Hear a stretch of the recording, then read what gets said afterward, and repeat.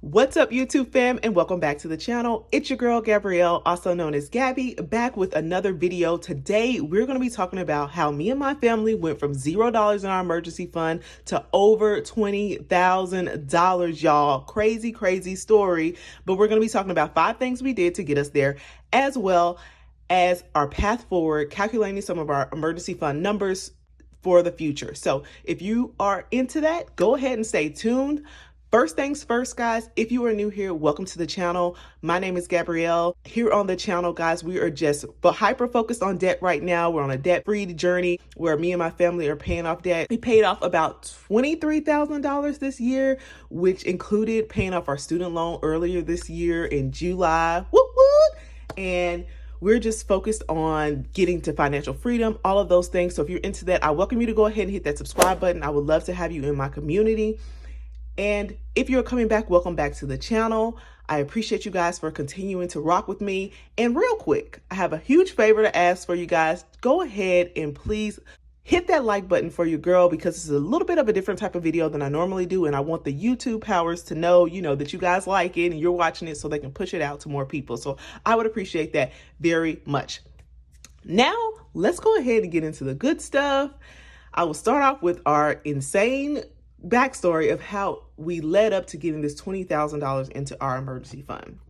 So I'm going to begin around 2016 when we first got into Dave Ramsey. We got on the plan. We started paying debt per usual. We were going really strong for a while, guys. But as the years progressed, we kind of laxed and we got off the Dave Ramsey plan and so forth. I was like a hardcore Dave Ramsey fan. My husband was not. So it was like a compromise. So, we did that for a while. Fast forward to 2019. We had bought a house. We had just bought a house, guys. Not in the plan, of course.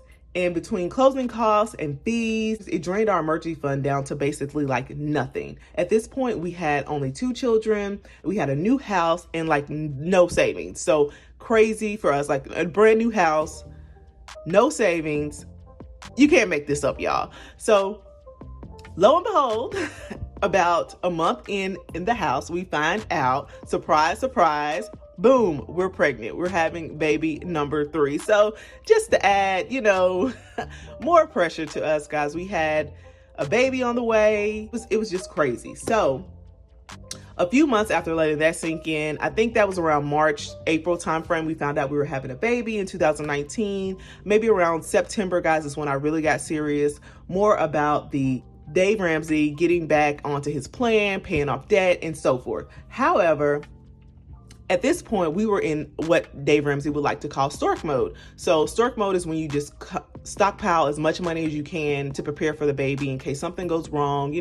That's what really started it, guys. We got super serious and we started saving money like crazy. So we managed between September and December, when the baby was born, to save over $12,000, which is insane. I've never saved that much money. So that is the bulk of where our emergency fund came from, is saving during this Stork mode. But however, we were on the Dave Ramsey plan, and in 2020, whenever I was getting ready to go back to work around March, we had planned to put all that on our debt. We're going to pay off our car that we had at that time with that chunk of money that we saved, that $12,000. But of course, in 2020, March, that is when the world went crazy, of course, and the panorama happened. So that was an adjustment, and we decided to just keep that money in our emergency fund because, we never know what happened. I was able to return to work, but I was working from home, which was amazing because I was able to stay with the baby. So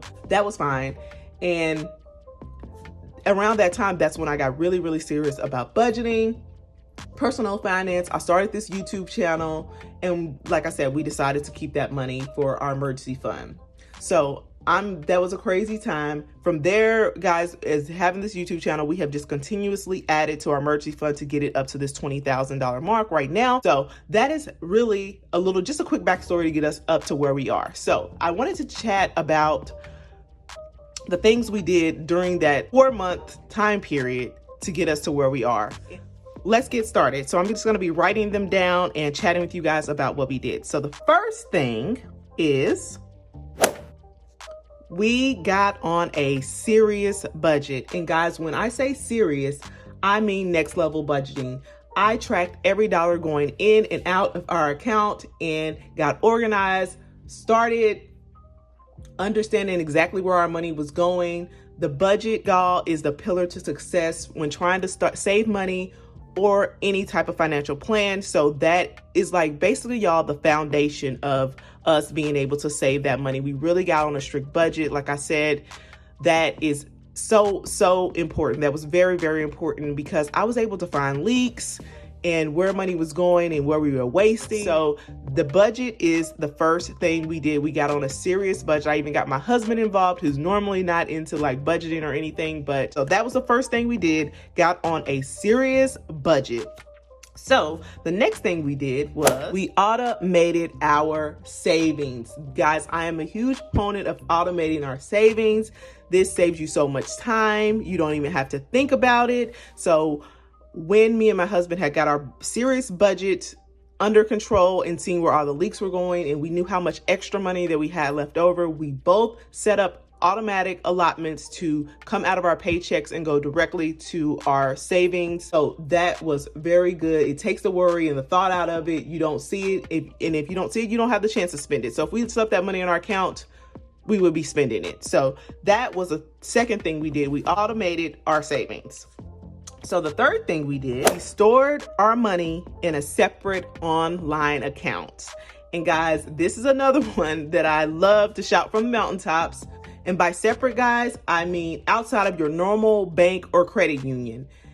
We tried to do this previously where we just left the money in our same account with our regular checking and savings, and it was a fail. Mainly because when the time comes for us to do those things that we just need to do, we will transfer that money into our account real quick. And it's so easy to do that.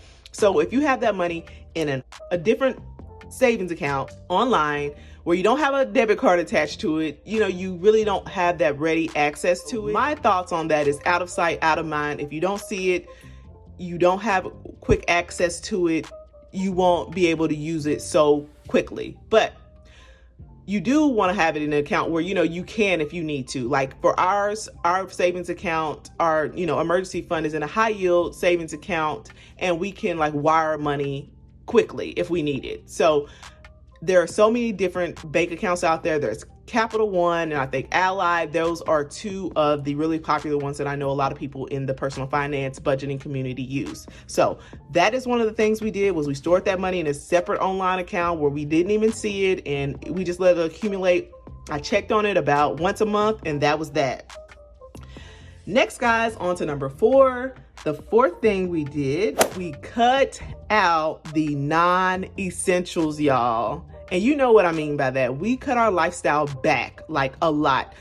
When I go back and look at our statements, because I went back just for this video to tell you guys like what we were spending money on, y'all, we were eating out like crazy. And this is pre-panorama.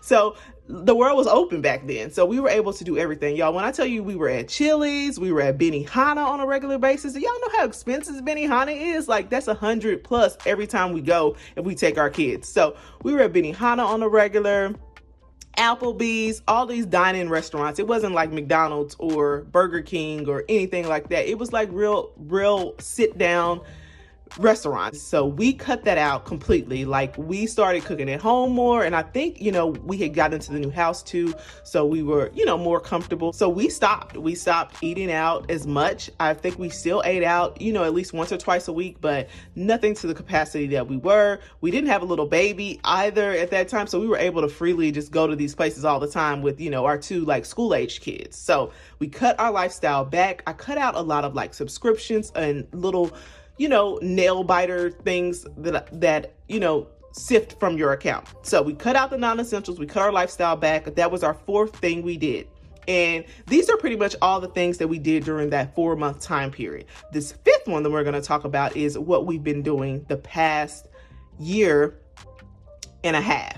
So number 5 thing we did, we stayed consistent, y'all. We stayed really consistent with our contributions to our emergency fund. So when I say consistent, I don't mean we put a consistent amount every month. we made sure that we put something towards our emergency fund every month. Of course, the automating of our savings has helped us. Like, we took that amount down since, our Stork mode phase, but we have still consistently had allotments going to our emergency fund that has helped us build on top of the savings challenge that I've been working on right now, just to save money towards that. So just staying consistent, putting a little bit, even 10%, 5% of your paycheck, if you put that in there, y'all, it will add up quick. Like, those little dollars add up quick. So staying consistent is definitely one of the long-term things that you will have to do to build you a good, juicy emergency fund. So yes, guys, these are the top 5 things I could come up on how we, got to over $20,000 in our emergency fund. And I want to let you guys know that it was not easy. This was a trying time. It did take a big scare in our life to get us to this point, which a lot of times it does. So it was not easy, but I know, guys, if we can do it, you guys can do it for sure. So now that we're done with these, guys, I want to get into calculating my 3 to 6 months expenses so I'll know exactly how much we need for our fully funded emergency fund. So I'm going to grab my printable real quick and we're going to chat it up about that. Okay, y'all, your girl is back, and I just wanted to get into our numbers to show you guys how I'm setting up our fully funded emergency fund, on how much we want to have for our 3 and 6 months and how much we need and so forth. Just so you can get an idea, we project to be debt-free early 2022. So I want to go ahead and have these numbers prepared and so forth. So first thing, guys, I wanted to do is start with our monthly expenses, and I'm going to fill these in. I'm only including the things that I would absolutely need in an emergency situation, say job loss, and we need to survive for 3 to 6 months. So of course we would cut out a lot of things. I'm going to write those in, and I'm going to put our monthly totals here as well. And then, guys, I'm going to come back and chat with you guys about it. So real quick, I'm probably going to just speed through this and let's get to it.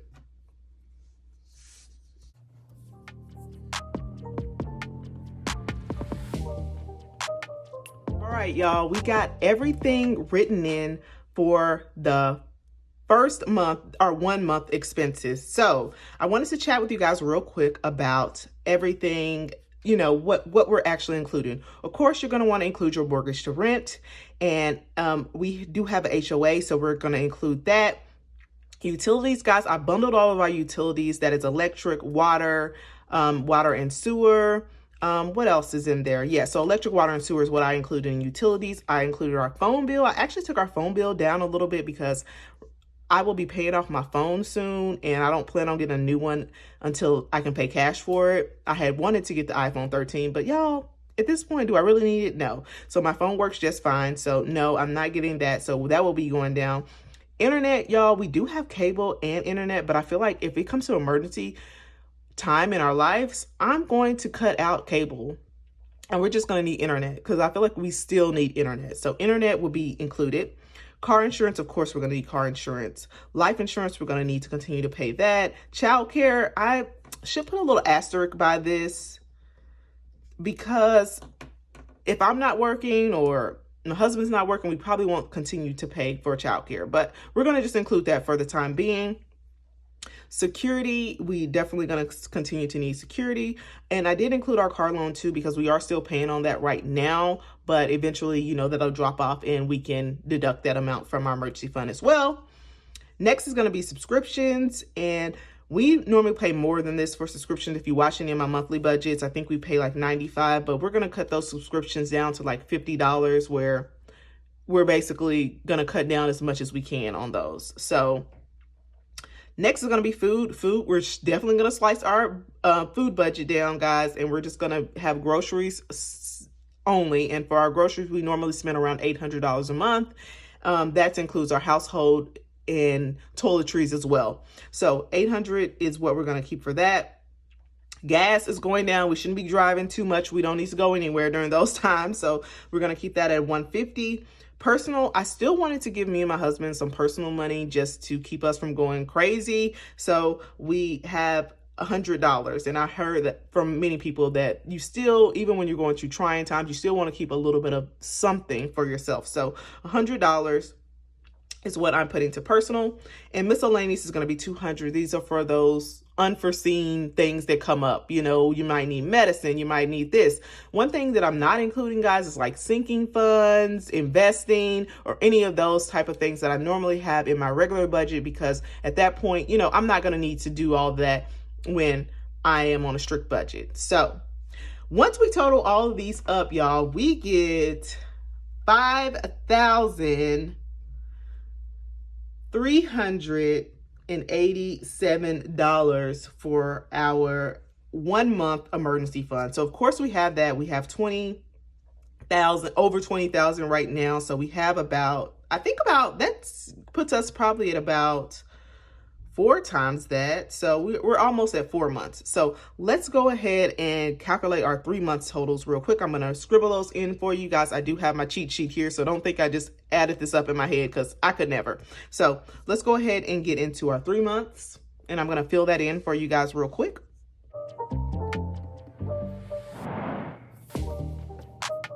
All right, guys, we are back with our 3 months, and guys, look at these numbers. Oh my God, like mortgage, childcare for 3 months. You don't even realize that you're paying like this much money for, in 3 months. Car loan, it's expensive. I think food is one of our most expensive ones. So our total for our 3 months emergency fund comes to $16,161, y'all. So we can really just multiply this times 3 and get that amount.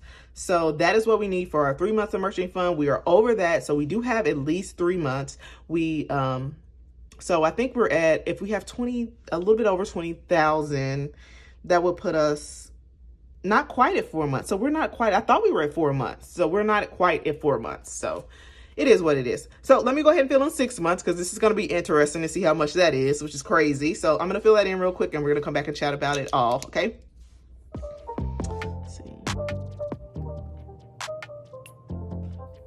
Okay, guys, here we are with our 6 months totals, y'all. And look at these totals. $11,400 for a mortgage for 6 months. Childcare, $4,000. These are like huge numbers. And yeah, that is what it's going to take. So after we total up all of these numbers for 6 months, y'all, we get a total of $32,322 is what we need for our emergency fund, fully funded 6 months. I do want to get to 6 months, y'all, but I think it's going to take some time. We're going to progress, over months. I'm not going to try and, just go crazy saving this money. I think 3 months is more than enough, for the time that we are in now, but I do want to eventually progress to that 6 months once we're out of debt and all of that. So I just thought this would be nice. I created this printable here, guys. It's in my Etsy shop, available right now. If you want to go ahead and pick it up, you can go and do that. So my ultimate goal, y'all, is to get to 12 months. And I think if you multiply this times, 2 again, you'll get the 12-month total. So I'm going to need like $64,000. That's insane. So what is your emergency fund goal? Like ultimate emergency fund goal? Do you have a certain amount, or do you have like a certain amount of monthly expenses? I would like to get up to 12 months expenses just to be safe. Of course, I would not keep all that money like in a high yield. I would put some of that investments and some of that in, a liquid account. So I hope you guys enjoyed this video. I hope it was very informative and educational for you as well. And I hope that you go ahead and hit that like button if you haven't already, just to get this out there in the algorithm, because I told you it's a different type of video for me. And don't forget to leave me a comment. Let me know your ultimate goal. And I hope to see you guys on my next video. Bye, guys.